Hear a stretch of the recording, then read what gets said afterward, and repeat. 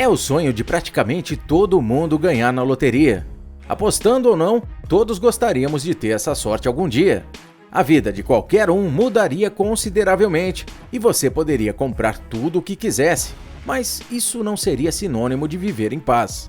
As histórias de hoje vão mostrar que se tornar milionário pode ter consequências terríveis caso você confie nas pessoas erradas. Ficou super curioso? Então já deixe o seu like, inscreva-se no canal e bora pra lista! Abraham e seus 30 milhões de dólares. Abraham Shakespeare, morador da Flórida, passou de um ganhador sortudo para o foco principal de um enigma. Em 2006, Abraham ganhou o prêmio de 30 milhões de dólares e depois dos impostos descontados, acabou com 17 milhões, o que continuava sendo bastante dinheiro ainda, cerca de 85 milhões de reais hoje. Após uma vida difícil, ele conheceu a riqueza instantaneamente, e é aí que seus problemas começaram de verdade.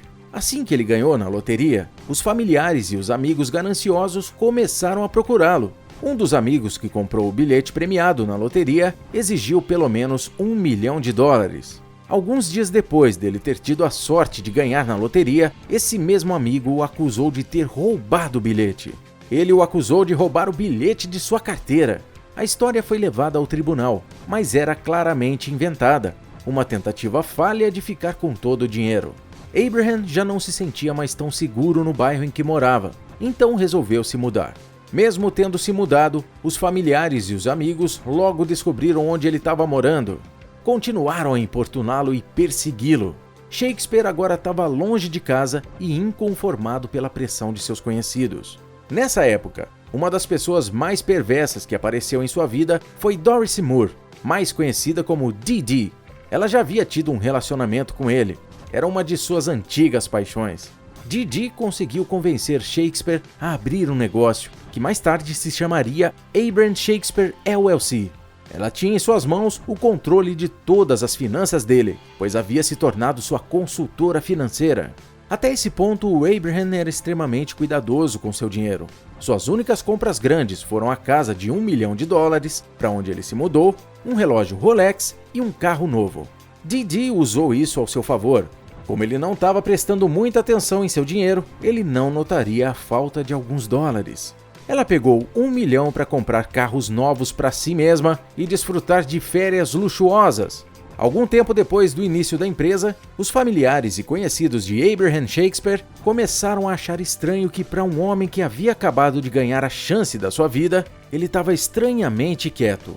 A polícia logo descobriu que ele havia desaparecido sem deixar vestígios. Obviamente, a primeira suspeita era Dee, porque ela administrava todas as finanças. Ela alegou que Shakespeare andava irritado com as pessoas que pediam dinheiro a ele insistentemente, então ela indicou os vários lugares para onde ele poderia ter fugido. Nesse intervalo de tempo, Dee estava começando a passar por problemas financeiros e a ficar endividada. Os carros que ela pagou estavam prestes a serem recolhidos pelos atrasos dos pagamentos. Ela havia chegado a fingir estupro e sequestro para alegar que foi extorquida, e por isso que os carros estavam com os pagamentos atrasados. Família e amigos começaram a desconfiar da mudança repentina de Abraham. Porém, até as mensagens de texto que eles trocavam estavam escritas de maneira diferente. Ele era analfabeto e, de repente, passou a escrever mensagens de texto de maneira correta para os seus amigos íntimos e familiares. Seus conhecidos começaram a duvidar que estivessem conversando com ele. E não estavam errados. As mensagens de texto vinham de Dee. Eles estavam falando com ela. Muitas das vezes em que eles mandavam mensagem de texto com perguntas que ela não saberia as respostas, ela simplesmente deixava de responder. Ela estava fingindo ser Abraham Shakespeare. A família de Shakespeare começou a ficar mais preocupada à medida em que os dias passavam. Então abriram um inquérito policial e direcionaram os policiais para investigar na casa de Dee. Eles acreditavam que teriam respostas, e era exatamente o que conseguiram. Os policiais encontraram algo perturbador. A quase 3 metros de profundidade em seu quintal, a polícia encontrou o corpo de Shakespeare. Dee, de início, inventou histórias e a cada vez que contava, as histórias mudavam ou ela transferia a culpa para alguém. Coisas como: quem fez isso foram traficantes de drogas ou o filho afastado. No entanto, nada a tiraria dessa. Até que finalmente ela afirmou que matou Abraham. mas que foi em legítima defesa. Mas pelo seu histórico, as autoridades ainda não haviam se convencido. Nas investigações que se seguiram, as autoridades descobriram que todo o dinheiro de Abraham Shakespeare havia sumido dos fundos da LLC, a empresa. Descobriram também que Didi conversou com seus associados querendo pagar alguns deles para que assumissem a responsabilidade do assassinato. Ela chegou a oferecer $200 mil se seus associados mentissem para a polícia e assumissem a culpa. Nenhum deles aceitou o acordo. Então ela foi presa com uma fiança de $1 milhão. Como ela não poderia pagar, permaneceu presa. Após alguns meses, Didi foi considerada culpada em primeiro grau e condenada à prisão perpétua sem liberdade condicional. Mas não se engane, Shakespeare está longe de ser o único vencedor da loteria a se arrepender de sua sorte. Em 2012, um outro ganhador se arrependeria de sua sorte. Ele também descobriu de uma maneira difícil que sorte nem sempre é sinônimo de felicidade.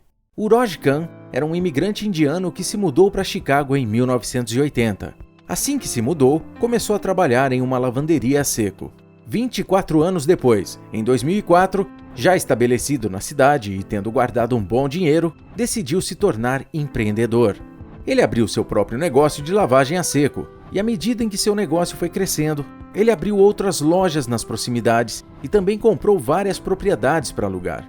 Por motivos religiosos, ele havia desistido do jogo. No exato dia em que ele iria parar de jogar, ele decidiu se arriscar com um bilhete de raspadinha. Ele comprou um último bilhete na loteria para se despedir do seu hábito de anos. Ele não fazia ideia de que aquele último bilhete seria seu passaporte para arrecadar $1 milhão, equivalente a mais ou menos R$5 milhões. Momentos depois que Uroj raspou o bilhete, ele pulou de felicidade, sem acreditar o que estava diante de seus olhos. Ele agarrou a mão da balconista e entregou uma nota de $100 em agradecimento e ainda se desculpou por não ter mais dinheiro com ele. Alguns dias depois de comprar seu bilhete premiado, logo ele foi nomeado vencedor na loteria e presenteado com um grande cheque em uma cerimônia. A cerimônia aconteceu em Illinois. Ele estava acompanhado de sua esposa e sua filha de 17 anos de um casamento anterior.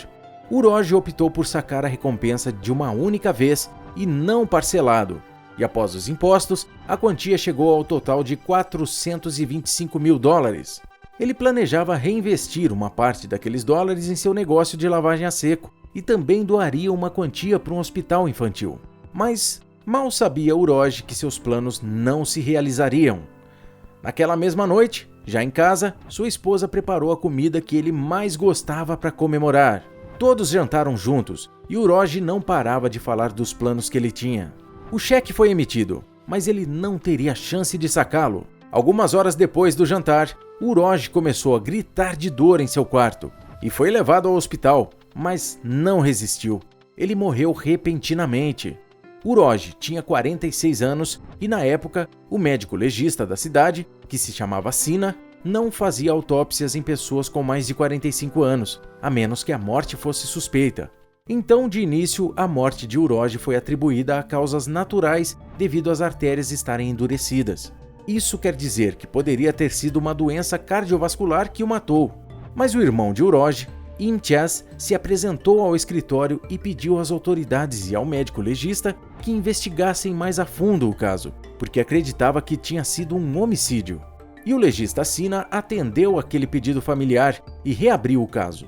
Alguns dias depois, o legista contatou a polícia de Chicago e confirmou que havia sido um homicídio, pois os testes revelaram cianeto no sangue de Uroj. O cianeto é um veneno poderoso quando é ingerido ou inalado. Ele impede a capacidade de oxigênio no corpo. As suspeitas apontam que o envenenamento tenha sido causado pela esposa e que teria colocado cianeto em seu jantar. Imtiaz alegou que a esposa de Uroj tentou reivindicar o dinheiro ganhado por seu marido logo após sua morte. Infelizmente, mais um caso triste de pessoas que ultrapassaram todos os limites a troco de dinheiro. Que as histórias de Abraham Shakespeare e Uroj Khan ao menos sirvam de advertência caso você se torne um sortudo ganhador de loteria algum dia. Não se esqueça de compartilhar essa história com seus amigos e de se inscrever no canal. Até a próxima!